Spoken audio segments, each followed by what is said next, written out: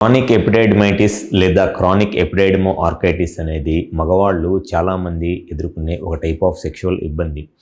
ఎవరిలో అయితే బీర్జాలలో నొప్పి, వాపు ఉండి సెక్షువల్గానో లేకపోతే క్వాలిటీ ఆఫ్ లైఫ్ తగ్గిపోయి ఇబ్బంది పడతారో అటువంటి వాళ్ళకి ఉన్న ఒక కారణం ఏమిటి అనంటే ఈ క్రానిక్ ఎపిడైడిమైటిస్ లేదా క్రానిక్ ఎపిడైడమో ఆర్కైటిస్. సో అసలు ఈ క్రానిక్ ఎపిడైడిమైటిస్ లేదా క్రానిక్ ఎపిడైడమో ఆర్కైటిస్ అంటే ఏమిటి అండ్ ఇటువంటి సెక్షువల్ ప్రాబ్లమ్స్ బీర్జాలలో రావడానికి గల కారణాలు ఏమిటి అండ్ దానికి ఉన్న బెస్ట్ ట్రీట్మెంట్ ఆప్షన్స్ ఏమిటి అనేది ఈ వీడియోలో నేను డీటెయిల్గా చెప్తాను.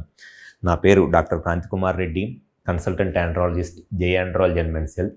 నేను మగవాళ్ళలో ఎటువంటి సెక్షువల్ సమస్యలున్నా లేదా సంతాన సమస్యలున్నా నేను అటువంటి ప్రాబ్లమ్స్ని ట్రీట్మెంట్ చేస్తాను. ముందుగా క్రానిక్ ఎపిడైడిమైటిస్ లేదా క్రానిక్ ఎపిడైడమో ఆర్కైటిస్ అంటే ఎవరిలో అయితే ఈ టెస్టిస్లో ఇన్ఫెక్షన్ వచ్చి ఆ ఇన్ఫెక్షన్ అనేది కంప్లీట్గా తగ్గిపోయిద్ది.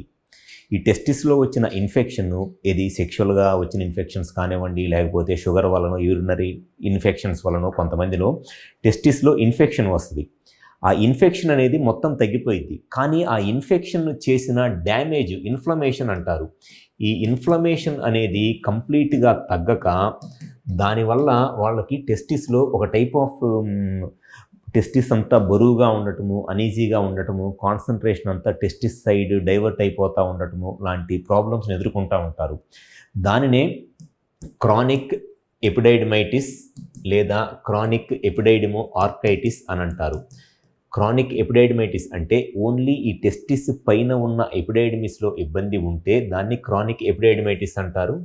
అట్లానే టెస్టిస్ పైన ఉన్న ఎపిడైడిమిస్ అండ్ టెస్టిస్ రెండిట్లోనూ కనుక ఈ ఇబ్బంది ఉంటే దానిని క్రానిక్ ఎపిడైడమో ఆర్కైటిస్ అని అంటారు.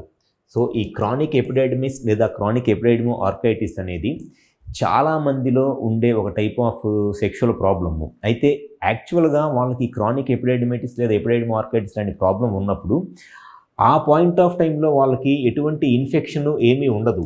ఇన్ఫెక్షన్ అయితే కంప్లీట్గా అంతకుముందు వచ్చి క్లియర్ అయిపోయింది ఇన్ఫెక్షన్.